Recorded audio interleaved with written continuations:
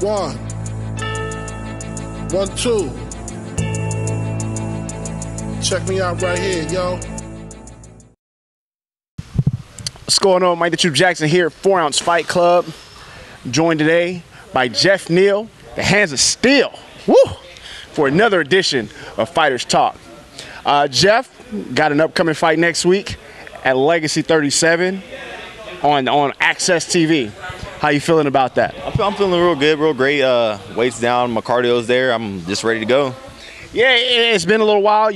Last time you fought at Legacy 32 out in Shreveport. That particular fight, how are you feeling coming off of it?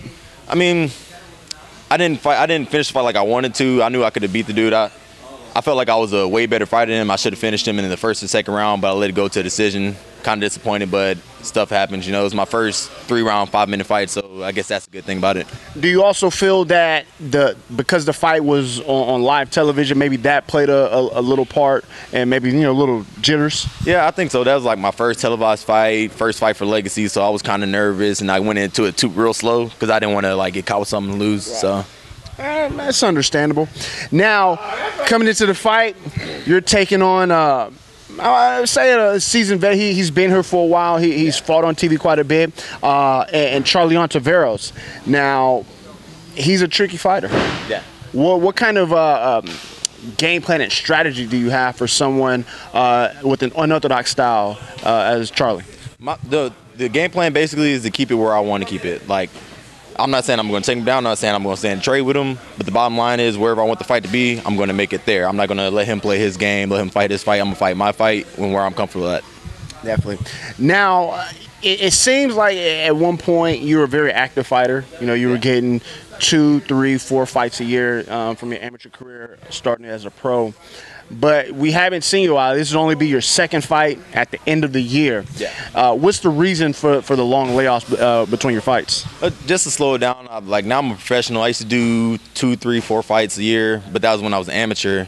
Now that I'm pro, I feel like I got to slow it down and not take too many fights back to back. Go in the gym, get better, train more. Because amateur, you can take fights, you can take a loss, whatever. But when it's pro, it counts. You lose, and that's on your record forever. So right. I want to take my time. Forever. Before your last fight out in Shreveport, you switched gyms. Now you're out here in Houston at 4 Ounce Fight Club. What was the primary reason for you leaving your hometown, coming out to Houston? Just more exposure, more training partners. There's nothing wrong with my gym, Twin Wolves MMA back at home. I still love the gym. That's still my home.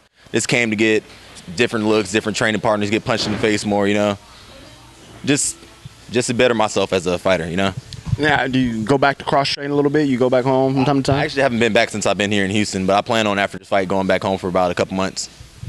Mr. Neal, what's happening? Shout out to Big Neal.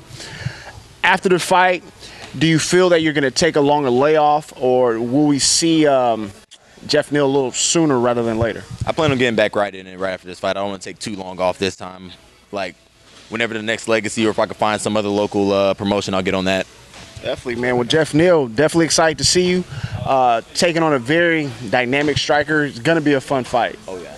All right, man. Good luck in your fight. Thank you, man.